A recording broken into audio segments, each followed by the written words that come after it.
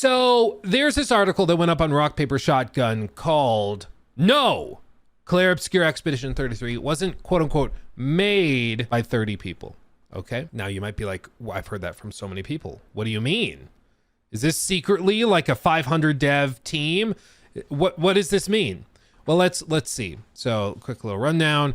However, the culture being what it is, I keep seeing the game's quality weaponized against the state of development in general. Even celebrations are often accompanied by some variation of the phrase made by just 30 developers. It's good to be impressed by things. I was impressed too. And I generally agree with the sentiment that game development has become untenably bloated. It's a very tasty narrative, but the figures are a bit sloppy. No need to listen to me anyways. The credits are actually very easy to find. Somebody found the credits. It's almost like everybody's aware of this, but let's see. In brief, Sandfall themselves are indeed around 30 people. My understanding is that it's actually a team of 32 developers, and then one of them brings a dog into work every day, and they decided to vote the dog as an honorary member of the team, hence the 33 number, which is kind of funny that they have 33 people and a dog working on the game, and it's Expedition 33. But as you can see, there's a few people pulling dual roles across writing, quest design, and so on. That's amazing, no doubt. The story starts to look a bit different, however, once the bulk of the credits begin to roll. Firstly, there's the 8-person Korean gameplay animation team. If you've played any of Clair Obscur, you'll know how vital animations are to its combat. Monsters feint and twirl in battle, pulling off elaborate combos, you'll need to parry and dodge. While we don't know specifically what gameplay animation refers to, the only comparable design or discipline in-house on Sandfall's side was cinematic and performance capture. So I'm left to conclude that this Korean team effectively was responsible for for a large part of why the combat is fun in the first place, and a fair chunk of the game's personality besides it. And as he goes through this, he basically outlines a lot of what's typically known as contract work that you'll see in the credits for the game. Contract work is an age-old thing. I mean, this is not exactly new. These are the credits for the game. And you see that there's just like an ocean of credits as they go through. Tons of names here. And, plenty of Korean names, QA from QLOC, all of these different things. Barnsey __ donated $9.99 through Super Chat. Won't let me subscribe on mobile, but I'll figure it out. Loudly crying, love the stream. Loudly crying. And Expedition 33 is changing my life. I know, dude, it's so good. Thank you for the 10. That's very generous. And if it's giving you trouble, some people have had luck. If you do !join in chat, it gives you like a specific link to it. That might help, because once you're a member or a Twitch sub, you get access to our Discord only, or our member sub only Discord, which is a good time. We're going to be looking at some of your statements, some of you guys who are in the Discord here in just a little bit. So get into the Discord. Get in there now. Do it. If you're a member or a Twitch sub, please do. But what I was saying is, you'll see all of these things, production partners, okay? I don't know why this is being presented as like unknown to people, but yes, video games use contract work all the time. All the time. If you have like a company you hire to do like motion capture, because maybe you don't have a motion capture stage in your studio, which is pretty normal. Not many companies do when they're small. You go to a separate place, you rent it out, and then often part of the agreement when you sign up to hire them to do the motion capture for your game, you will agree to put them in your credits, because being in the credits means you also get to put it on your LinkedIn. It means you get to put it, some of these guys have IMDb pages. They get to put all of that in there. Being in the credits is crucial. It's a huge component of the industry, getting credit for the work you did, even if you worked on this game for a week and a half doing some contract work, right? This is all very, very normal, okay? Exactly, like Time Player says, KCD2 has over 1,500 people in the credits, despite the devs being 200 people.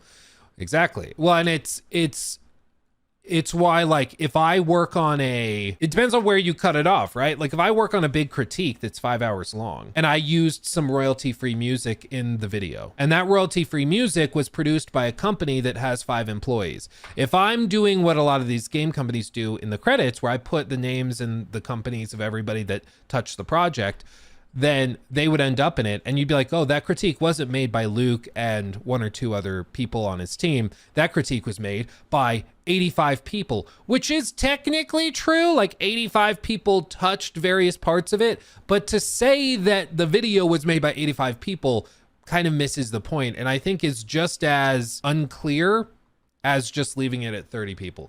But again, I think most people are smart enough. Yeah, performance and compatibility testing. Most people are smart enough to understand this, that of course there's contract work that happens.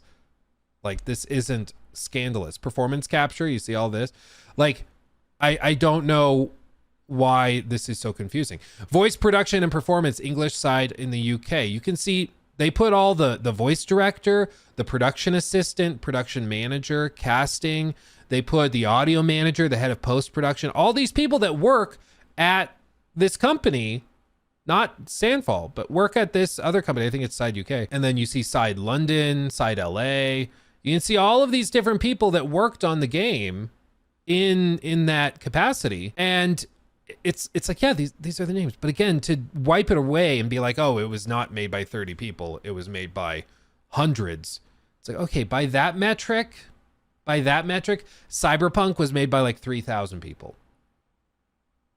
Like, by that metric, Starfield was made by like 4,000 people because Microsoft had their tech teams helping polish it. It's like, what actually is being referred to when people say it was made by X is the core developers on the team. If they hire a QA company to help them polish and hunt for bugs and stuff, that's great. That doesn't mean that magically now you get to dismiss the amazing achievement of 30 people, you know? It's like, it just doesn't follow that way. So yeah, AC Shadows was made by roughly 16,000 people. Exactly. Like, I understand, but this is giving off strong well actually energy, and I think it's just largely like also a no duh. Like, yes, they hired people to help them. That's true of anything.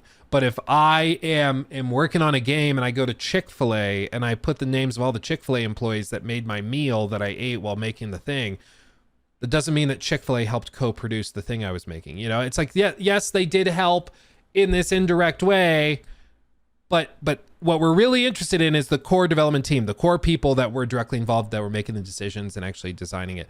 I'm glad that they gave credit to the contractors. I'm glad they gave credit to all of that, because that does help those people throughout their careers. But this is kind of one of those articles where you see it and you're just kind of like, okay, yeah, I know technically, yeah, more people touched it, but I don't see what your point is. You know, I don't get it. But I figured we should touch on that because I saw a couple people reference it in the video we did yesterday on Clair Obscur. They're like, actually, Luke, I saw an article that said it was basically made by like 600 people. So I feel like this isn't really accurate. It's like, okay. If we're going to really stretch it to that point, okay.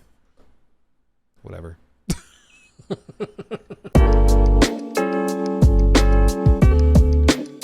He took my thing.